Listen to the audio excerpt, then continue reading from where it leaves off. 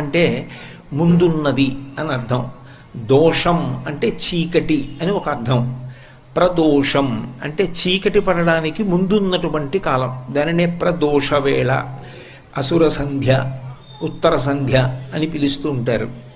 అలాగే భాతంనకు ముందు ఉన్నటువంటి కాలం ఏదున్నదో అది ప్రభాతం. అంటే సూర్యోదయం ఎప్పుడు జరుగుతుందో అక్కడ నుంచి 88 నిమిషాలు ముందుకి లెక్క పెట్టుకోవాలి. ఆ 88 నిమిషముల కాలము కూడా ప్రకృతి అంతా కూడా పూర్తిగా భగవత్ శక్తి చేత నిండిపోయి ఉంటుంది.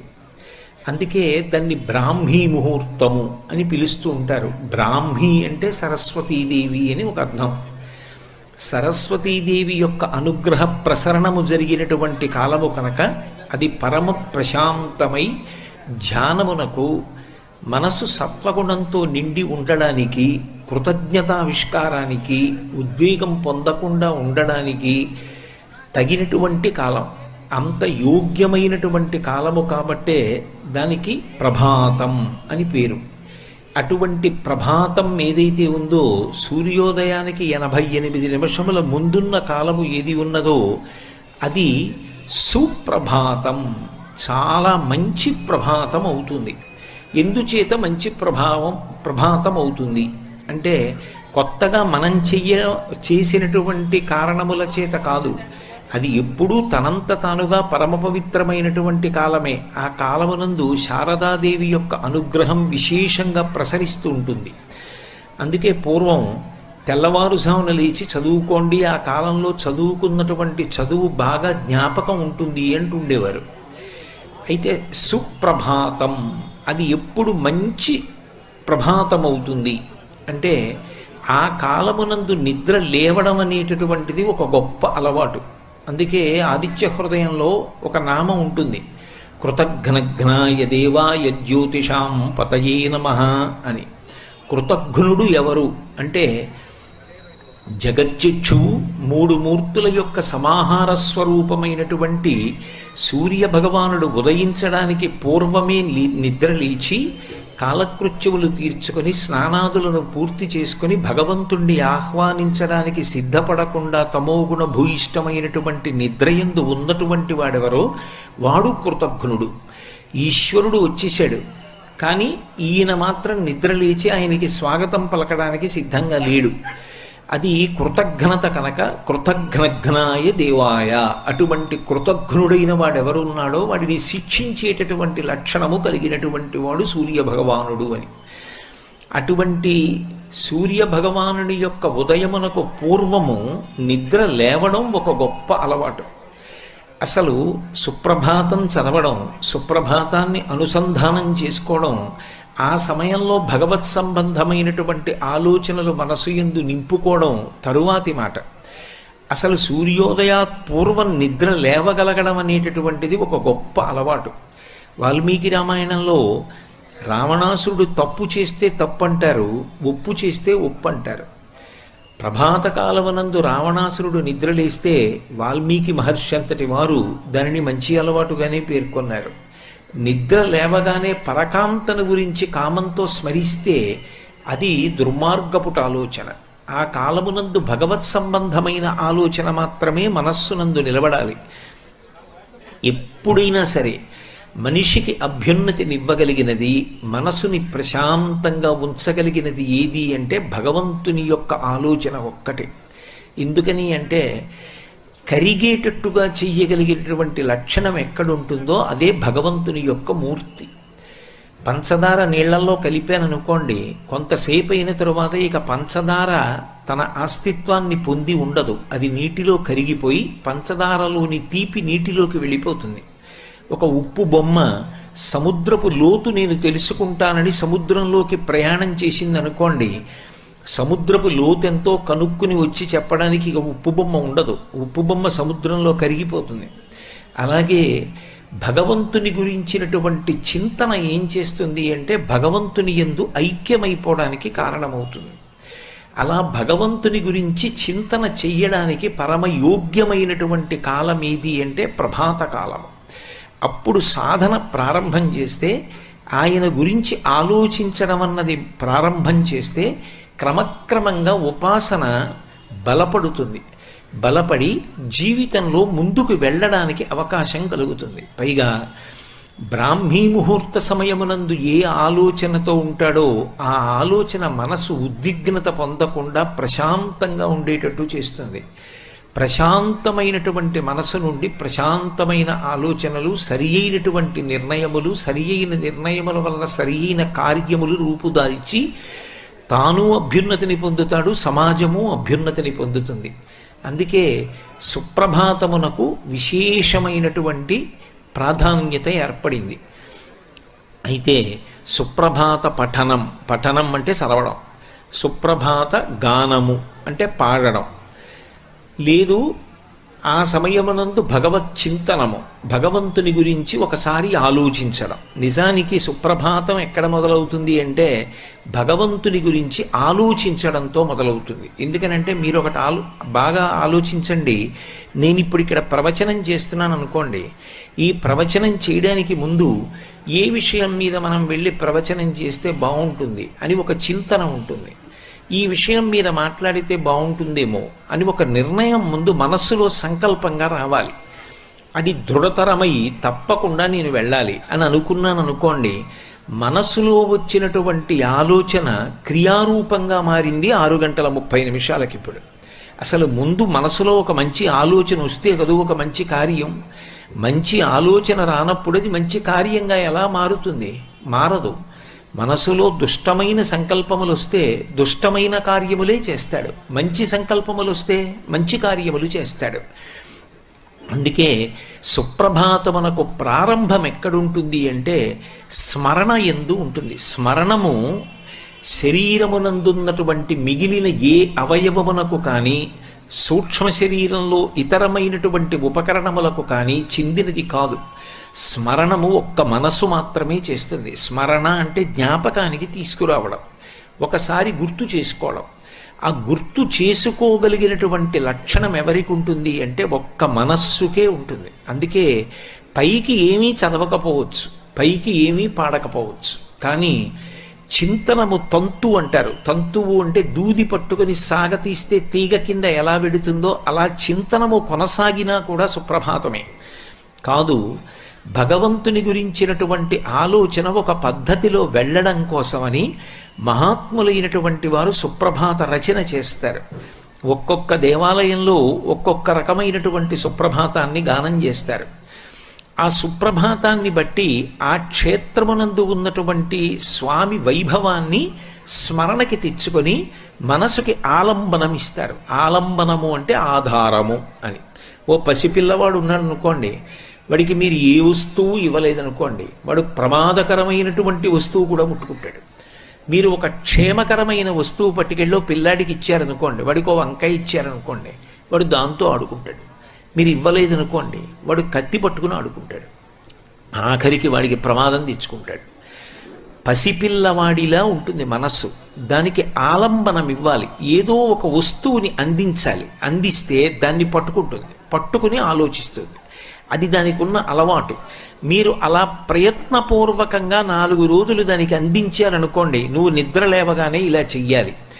మొదట్లో మొరాయిస్తుంది, ఇదెక్కడి గొడవని చేయనంటుంది. కానీ మీరు అలవాటు చేశారనుకోండి, అది ఏం చేస్తుందంటే నిద్ర లేచిన తర్వాత అదే జ్ఞాపకం చేస్తుంది. ఇలా ఆలోచించాలి కదూ, ఇదో నియమం పెట్టావు కదా నువ్వు అని ఆలోచించడం మొదలు పెడుతుంది. అందుకే సుప్రభాతమునకు ప్రారంభం ఎక్కడుంటుంది అంటే భగవంతుని యొక్క స్మరణ చేత ఉంటుంది.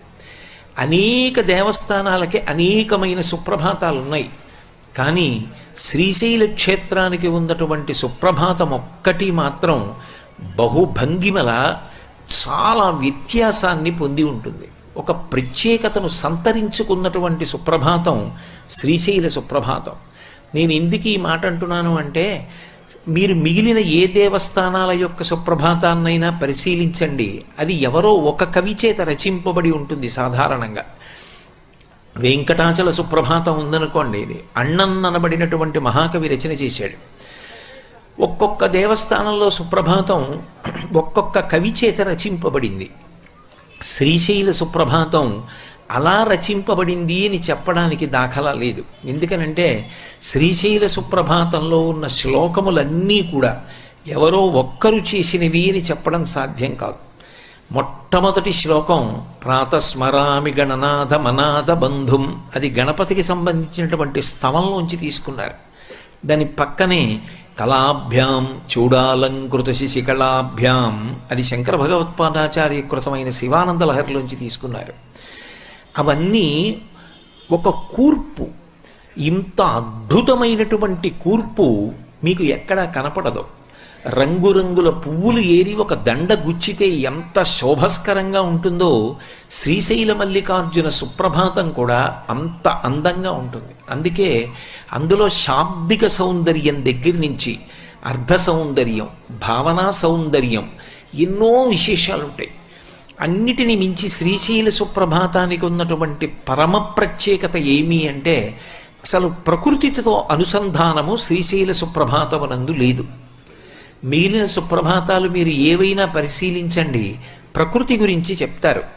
ఏదో తామర పువ్వులు వికసిస్తున్నాయి, తుమ్మిదలన్నీ కూడా అదిగో ఝంకారం చేస్తున్నాయి, దేవతలందరూ కూడా వస్తున్నారు, ఋషులందరూ కూడా వచ్చి నీ మ్రోల నిలబడ్డారు, ఆకాశమంతా ఎర్రబడుతోంది, అరుణోదయమవుతోంది, ఇటువంటి సంకేతములు చెప్తారు. మీరు వెంకటాచల సుప్రభాతం బాగా అలవాటు కాబట్టి ఆ సుప్రభాతం చూస్తే ఆకాశ సింధుకమలాని మనోహరాణి ఆదాయ పాదయుగమర్చయితుం ప్రపన్నాః అని ఆకాశం ఎర్రబడిందని, భృంగావళీచమకరంద రసాను విద్ద జంగారగీత నినదై సహసేవనాయ నిర్యాత్యుపాంత సరసీ కమలోదరేభ్య శేషాద్రిశేఖర విభో తవ సుప్రభాతం అంటూ ఆ తుమ్మిదలన్నీ కూడా ఝంకారం చేస్తున్నాయని, పువ్వులలో ఉన్నటువంటి మకరందాన్ని పానం చేశాయని, ఇటువంటి గుర్తులు కొన్ని చెప్తారు.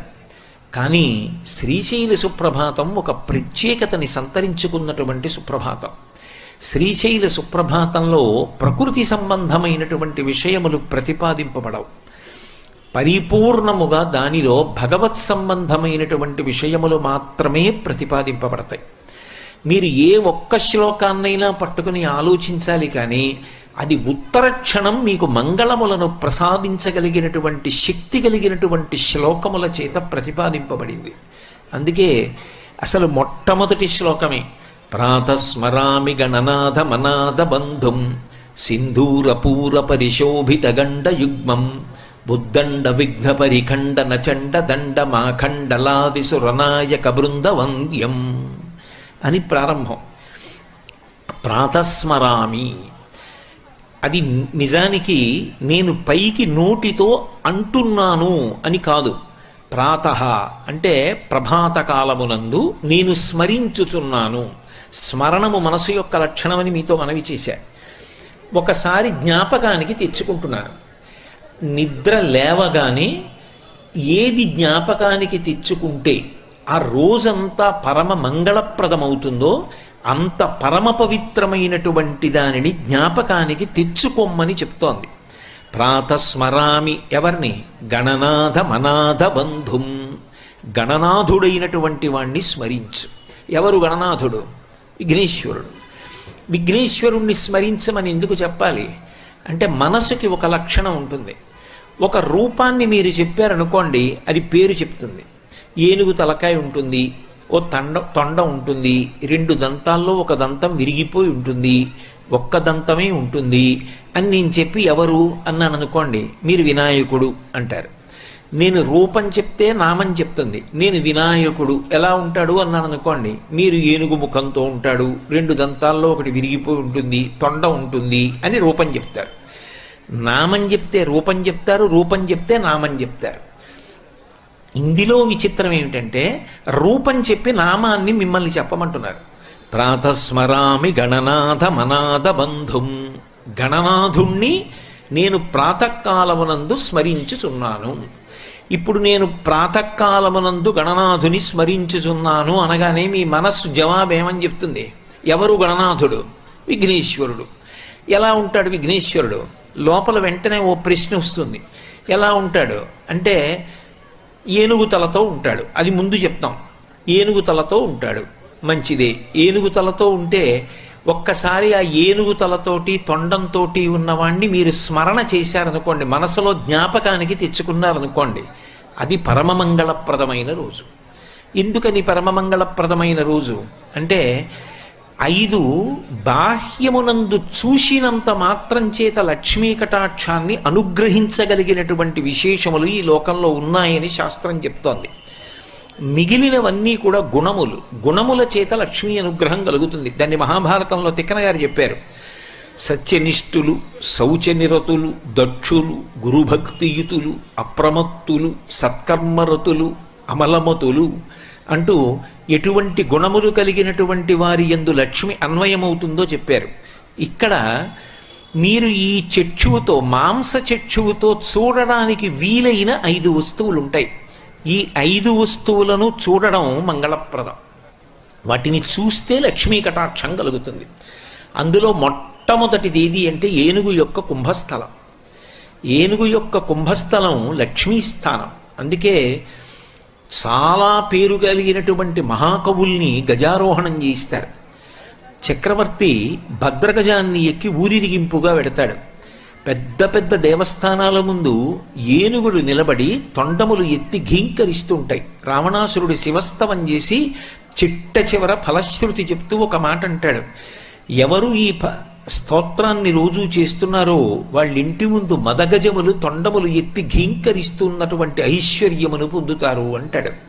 మహాభారతంలో ధర్మరాజు గారి యొక్క అంతఃపురం ముందు భద్రగజములు నిలబడి ఘీంకారములు చేస్తుంటాయని వర్ణింపబడింది. అది మహదైశ్వర్యం, లక్ష్మీ కటాక్షం. అందుకే అల్లసాని పెద్దనగారంతటి వాడు చెప్పుకున్నాడు, ఎదురైన చోతన మదకరీంద్రము డిగ్గి కేలూతనొసగి ఎక్కించుకొని అని చెప్పుకున్నాడు.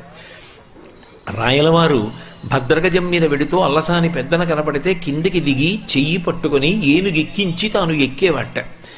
ఏనుగెక్కడం, ఏనుగు కనపడ్డం, ఏనుగు తొండం తల మీద పెట్టి ఆశీర్వచనం చెయ్యడం అంత గొప్పవి. పైగా ఏనుగు ముఖం చాలా మంచి ముఖం. అందుకే ఏనుగు ముఖం చూస్తే పీడ తొలగుతుంది అని. అందుకే విఘ్నేశ్వరుడి నామాల్లో 16 అంకె మీద ఆయన యొక్క తత్వం వెడుతూ ఉంటుంది. ఆయన మొట్టమొదటి నామం ఏది అంటే సుముఖ, మంచి ముఖం ఉన్నవాడు. ఏ ముఖం మంచి ముఖం? ఏనుగు ముఖం. అందుకే సుముఖశ్చైకదంతశ్చ కపిలో గజకర్ణక లంబోదరశ్చ వికటో విఘ్నరాజో గణాధిప ధూమకేతుర్గణాధ్యక్ష ఫాలచంద్రో గజానన వక్రతుండ శూర్పకర్ణో హీరంబ స్కందపూర్వజ షోడశైతాని నామాని ఎప్పటే చుమ్యాదపి విద్యారంభే వివాహే చ ప్రవేశే నిర్గమే తథా సంగ్రామే సర్వకార్యేషు విఘ్నస్తస్య న జాయతే. ఏనుగు ముఖాన్ని ఒక్కసారి జ్ఞాపకానికి తెచ్చుకుంటే చాలు. అందుకే కొన్ని జ్ఞాపకానికి తెచ్చుకుంటే పరమమంగళప్రదములవుతాయి. ఆ రోజంతా కూడా ఉపద్రవములు తొలగి భగవద్ అనుగ్రహము కలిసి వచ్చేటటువంటివై ఉంటాయి.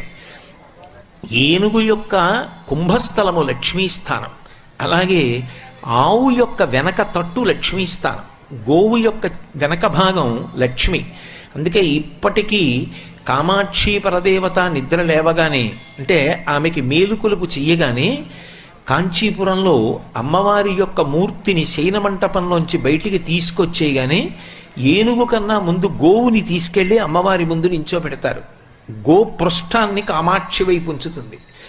అమ్మవారు గోపృష్ఠాన్ని చూస్తుంది. చూస్తుండగా ప్రధాన అర్చకుడు పూజ చేస్తాడు. ఆవు పక్కకి వెళ్ళగానే ఏనుగు వచ్చి ఏనుగు ముఖం అమ్మవారి వైపు ఉంచుతుంది. అప్పుడు పూజ చేస్తారు. ఏనుగు ముఖం ఎంత లక్ష్మీస్థానమో గోపృష్టమో అంత లక్ష్మీస్థానం. అందుకే జీవితాంతం అది మంగళప్రదం కావాలనుకోండి, ఆ పని చేసేటప్పుడు ఒక్కసారి గోవుని జ్ఞాపకానికి తెచ్చుకోమని చెప్తారు. అందున కపిలగోవు, కపిలగోవు అంటే నలుపు ఎరుపు కలిసినటువంటి రంగుని కపిలవర్ణం అంటారు. విఘ్నేశ్వరుడికి ఉందా నామం కపిలహ అనొక నామం ఆయనకి. తలంబ్రాలు పోసుకునేటప్పుడు అడుగుతారు వధూవరులిద్దరూ కూడా, మాకు సంతానము కలగాలి, మాకు యజ్ఞము చేసేటటువంటి శక్తి కలగాలి, మాకు ఐశ్వర్యము కలగాలి. ఇవి అడుగుతున్నప్పుడు కపిలాన్ స్మారయంతు, మొట్టమొదట కపిలగోవుని ఒక్కసారి మీరిద్దరూ మనసులో స్మరించండి అంటారు. కపిలగోవుని స్మరిస్తే చాలు. అంటే అవి చూసినంత మాత్రం చేత లక్ష్మీదేవి అనుగ్రహాన్ని ఇస్తాయి.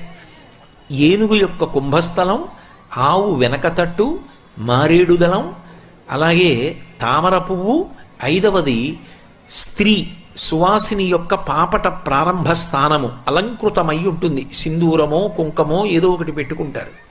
ఆ ప్రారంభ స్థానము లక్ష్మీ స్థానము. ఈ 5 ఒక్కసారి ఈ కంటితో చూసిన, జ్ఞాపకానికి తెచ్చుకున్న అవి లక్ష్మీప్రదములు. అందుకే శ్రీశైల సుప్రభాతంలో ఒక విచిత్రం ఏమిటి అంటే, ఏది మీరు జ్ఞాపకం తెచ్చుకుంటే మీకు ఆ రోజంతా కూడా ఉపద్రవాల్ని పరిహరించగలిగిన శక్తితో ఉంటుందో దాన్ని జ్ఞాపకం వచ్చేటట్టు చేసుకోని చెప్పడంతో ప్రారంభం. ప్రాతస్మరామి గణనాథ మనాథ బంధుం. లోకంలో అనాథ అన్న మాట నిజానికి అన్వయమయ్యే అవకాశం ఉండదు. అనాథ అన్న మాటకు అర్థం ఏంటంటే నాథుడు లేనివాడు. నాథుడు అంటే ఆదుకునేవాడు అనుకోండి, పోనీ అందాక.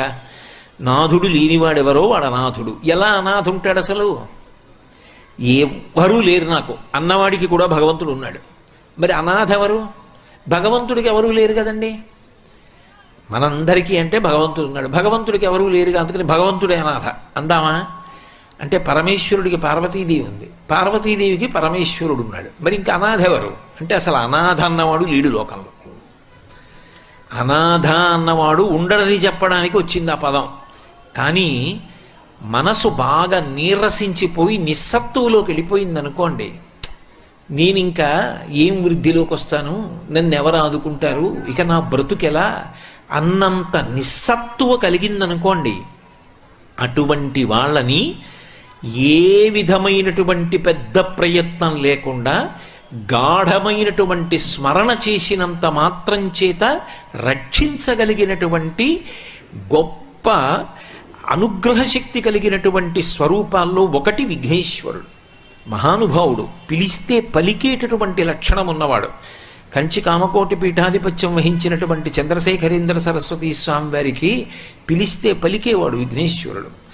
ఆయన జయేంద్ర సరస్వతి స్వామి వారితో కలిసి చిత్తూరు దగ్గర శ్రీన్పక్కం అని ఒక క్షేత్రం ఉంది, దాని పక్క నుంచి వెళ్ళిపోతుంటే స్వామివారు నడుచుకుంటూ ముందుకు వెళ్ళిపోయారు. జయేంద్ర సరస్వతి స్వామివారు ఏనుగు మీద వస్తున్నారు.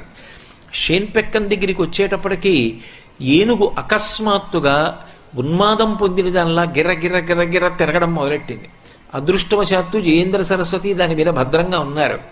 పరిగెత్తుకుంటూ వెళ్ళి ఎక్కడో ముందుకెళ్ళిపోయినటువంటి పెద్ద స్వాములారికి చెప్పారు, స్వామి ఏనుగు అదుపు తప్పిందని. అప్పుడు ఆయన అన్నారు, మేము కాంచీపురంలో బయలుదేరుతున్నప్పుడు షేన్పెక్కం మీదుగా వెళుతున్నాం కాబట్టి స్వామికి కొబ్బరికాయ కొట్టాలనుకున్నాం, మరిచిపోయాం, అందుకే ఏనుగు అదుపు తప్పింది. వెంటనే వెళ్ళి 108 కొబ్బరికాయలు షేన్పెక్కం క్షేత్రం ముందు కొట్టండి అన్నారు. 108వ కొబ్బరికాయ కొట్టగానే ఆ ఏనుగు అలా స్థిమితంగా నిలబడింది. ఇప్పటికీ జయేంద్ర సరస్వతి స్వామి వారికి అది అనుభవంలో విషయం. విఘ్నేశ్వరుడు పిలిస్తే పలికేటటువంటి దైవం. అందున శ్రీశైల క్షేత్రానికి సంబంధించినంత వరకు విఘ్నేశ్వరుని యొక్క ప్రాముఖ్యత 2 రకాలుగా అద్భుతం. ఒకటి, మల్లికార్జున దేవాలయంలోకి వెడుతూ ఉంటేనే ఆ ఒక మూలకి విఘ్నేశ్వరుడు ఉన్నాడు. ఆయన రూపము, ఆ పేరు ఇక భారతదేశంలో ఏ గణపతికి లేదు. ఆయనకి రత్నగర్భ గణపతి అని పేరు. ఆ పేరు ఎందుకు వచ్చిందో, ఆ పేరు ఆయనకున్నందుకు ఆయన పొట్టలో ఏమున్నాయన్న అనుమానం మీద శ్రీశైల చరిత్రలో ఎన్ని విశేషాలు జరిగాయో సభాముఖంగా చెప్పడం నాకు ఇష్టం లేదు. అంత అమూల్యమైన సంపదకు ఆయన అధిపతి అని. రత్నగర్భ గణపతి అన్న పేరుతో ఉన్న గణపతి ఒక్క శ్రీశైల క్షేత్రంలోనే ఉన్నారు. రెండవది సాక్షి గణపతి. ఈ క్షేత్రానికి రావడం అంటే పెట్టి పుట్టాలి. ఈ క్షేత్రానికి రావడం అంత గొప్పది అని శాస్త్రవాక్కు.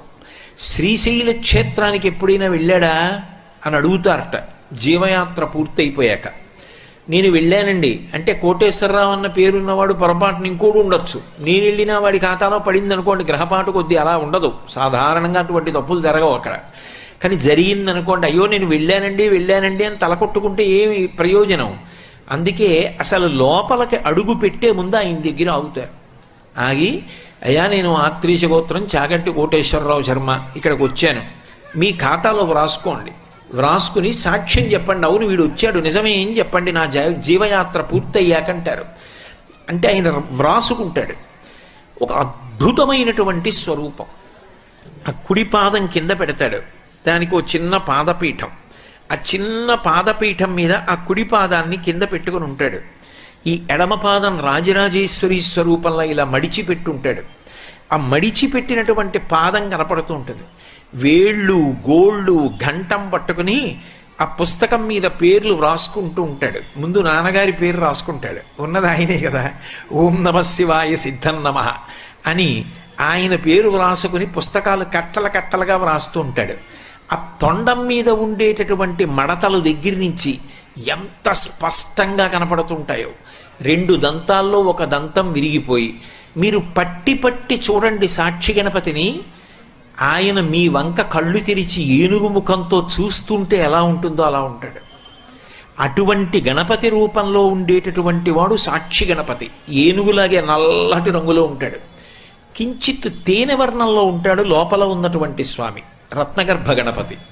2 రకాలైనటువంటి గణపతి స్వరూపంతో విరాజిల్లుతున్నటువంటి క్షేత్రం శ్రీశైల క్షేత్రం.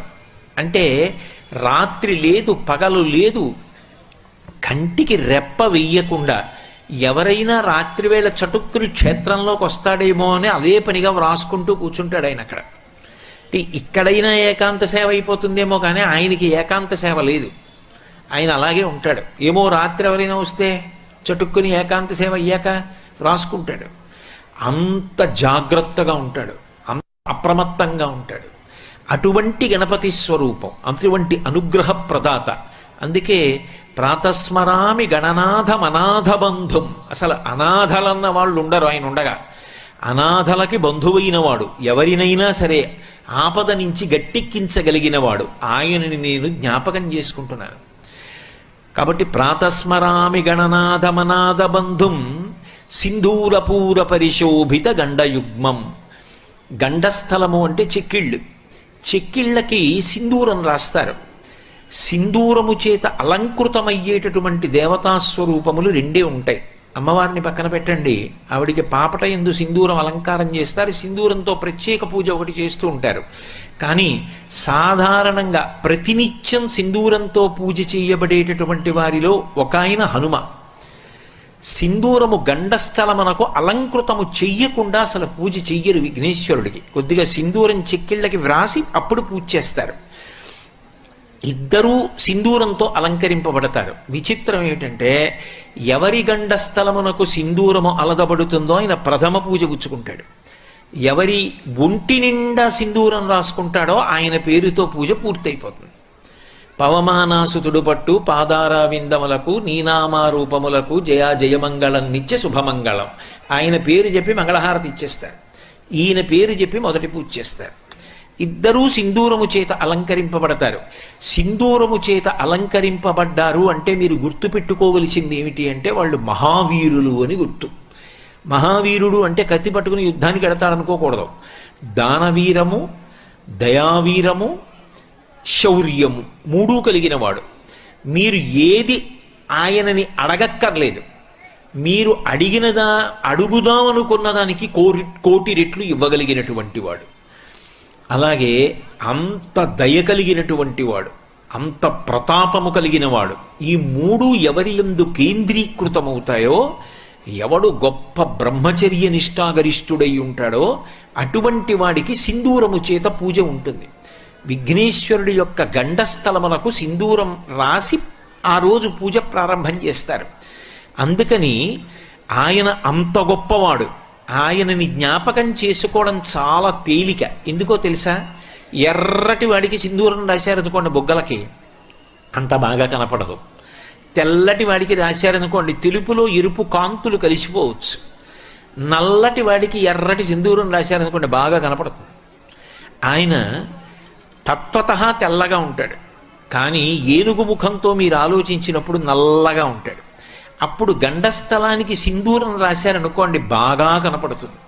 అందుకే ప్రాతస్మరామి గణనాథమనాథ బంధుం సింధూరపూర పరిశోభిత గండయుగ్మం ఉద్దండ విఘ్న పరిఖండన చండదండ మాఖండలాది సురనాయక బృందవంద్యం. ఆయన ఎంతంత పెద్ద పెద్ద విఘ్నములు కానివ్వండి, విఘ్నము అంటే ఇక ఆ కార్యము జరగకుండా చేసేసేటటువంటిది ఏదో దానిని విఘ్నం అంటారు. అది వచ్చిందనుకోండి ఇక ఆ కార్యం జరగదు. అలా కార్యము జరగకుండా చెయ్యగలిగినటువంటిది ఏది ఉన్నదో అంత శక్తివంతమైన ప్రతిబంధకమును అవలీలగా తీసివేయగలిగిన వాడెవరో ఆయన విఘ్నేశ్వరుడు. అందుకే భాద్రపద మాసంలో ఆయన పూజ చేస్తారు. ఎందుకని అంటే శ్రావణ భాద్రపద మాసాలు వర్షాలు బాగా పడతాయి, అరణ్యంలో తీగలు డొంకలు ఇవన్నీ విపరీతంగా పెరిగిపోతాయి. చిన్న చిన్న జంతువులు, కుందేళ్ళు, లేళ్ళు ఇటువంటివి పరిగెత్తడానికి అవకాశం ఉండదు. చీకటిగా ఉండి కింద చిత్తడిగా ఉండి తీగలు అల్లుకుంటాయి. ఏనుగొక్కసారి నడిచి వెళ్ళిపోయింది అనుకోండి, దాని శరీరం చాలు పట పట పట పట తెగిపోతాయి తీగలన్నీ, డొంకలన్నీ పక్కకి పోతాయి, దాని కాలుతో తొక్కేస్తుంది. ఇక ఆ బాటలో మిగిలిన జంతువులన్నీ వెళ్ళిపోతాయి. ఆయన ఓసారి ముందు వెళ్ళాడంటే చాలు, ఇంకా దారి వచ్చేసినట్టే లెక్క. ఇంక ఆయన ఏం చెయ్యక్కర్లా, ఆయన ముందు ఎడితే చాలు. అందుకే వినాయక, వి అంటే విశిష్టమైన అని. విశిష్టమైన నాయకుడు. విశిష్టమైన నాయకుడు మీరు వెళ్ళండి నేను వెనకాల వస్తానంటే వాడు వినాయకుడు ఎందుకు అవుతాడు? నేను ముందుంటాను మీరు వెనక రండి అంటే వినాయకుడు. ఆయన విశిష్టమైన నాయకుడు, ఆయన ముందు ఎడతాడు, దారి వస్తుంది. కాబట్టి ఆయనని ఒకసారి స్మరించు, ఆయనని నీ ముందు నడుస్తాడు. ఆయన నీ ముందు నడిచాక ఇంకా నీకు బెంగ ఏమిటి? ఇంకా నువ్వు బెంగ పెట్టుకోవాల్సిన అవసరం లేదు. ఎక్కడికి చేరిపోవాలో అక్కడికి నువ్వు చేరిపోతావు, లక్ష్యాన్ని చేరిపోతావు. అందుకే ప్రాతస్మరామి గణనాథమనాథ బంధుం సింధూరపూర పరిశోభిత గండయుగ్మం బుద్దండ విఘ్న పరిఖండన చండదండ అఖండలాది సురనాయక బృందవంద్యం